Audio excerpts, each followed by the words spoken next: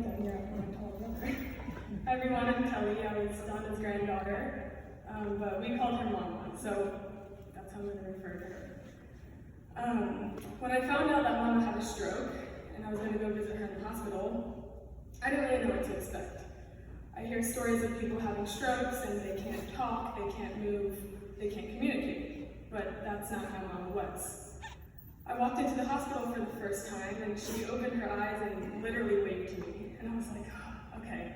She can still, she can't talk much, she can't move much, but she can acknowledge that we're there. And that was really special for our family. We learned to communicate with her. We would ask her yes or no questions and she would say yes or no. We could say, hey, squeeze my hand if you're uncomfortable, or squeeze my hand if this and that, and she was able to do that.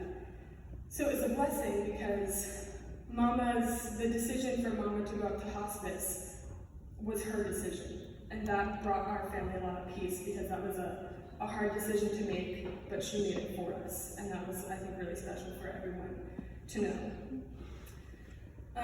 This past week gave me memories that I'll never forget.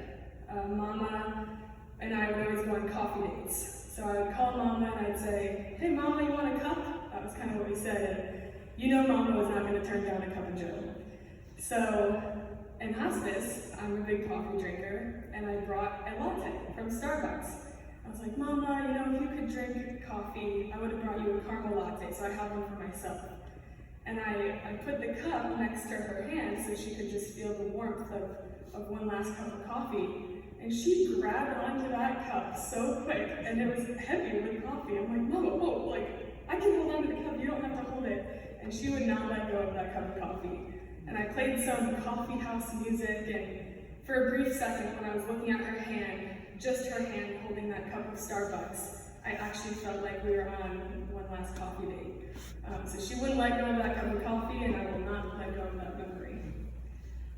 Another thing that kind of cracked us up was she still had her sense of humor, even in her last couple days of life. One day I walked into hospice and I was so amazed. We kept talking about how does her hair still look so good. Like it wasn't greasy, it looked so combed, and Aunt Amy was always so, making sure she looked pretty. So I walked in and I said, Mama, your hair looks good. And she literally mumbled, gray. Another funny thing that she said, and keep in mind, this is, a couple days ago, so she had this sense of humor all the way to the end. So her neighbor, patient, in the room over was insane. Like we'd be sitting there talking to Mama, and this lady is yelling, hooting and hollering to the other nurses.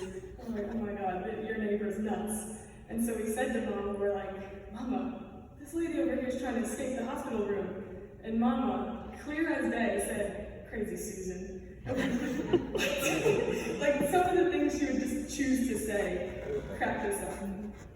And on that note, when people pass away, their friends and family typically have the last words that they heard them say. Normally it's, oh, whoever passed away and the last thing they said to me was, I love you, or I'll miss you, or thank you. The last thing I heard Mama say was nothing of that sort. For a little background before I say what I heard, I'm a wine sales rep. One of my new products is called High Noon, and it's a vodka seltzer drink. And Mama always supported everything I did, and she would call me, hey Kel, how's the High Noon sales going? And I would tell her, oh, they're going great, Mama, you gotta try this drink. So I brought a box of High Noon into the hospice room. I'm like, Mama, I know you can't drink this, but we're gonna have a toast to you. And so I held up the box so she could see it, because she could still open her eyes. And I'm like, Mama, what flavor should I have? There's pineapple, black cherry, and before I could finish listing, she said, watermelon. So I'm like, well shoot, I guess I'm having watermelon. So literally the last word I heard my grandma say was watermelon. So anytime I open up a watermelon High Noon, which will probably be pretty often, I'll be thinking of Mama and drinking it for her. Before I go, I want everyone to hear something. I'm lucky enough to have some voicemails from Mama. And of course she ended every voicemail with, I love you. And so I don't want any of us to forget how it sounds to have Mama tell us that she loves us. So I hope we'll be able to hear this.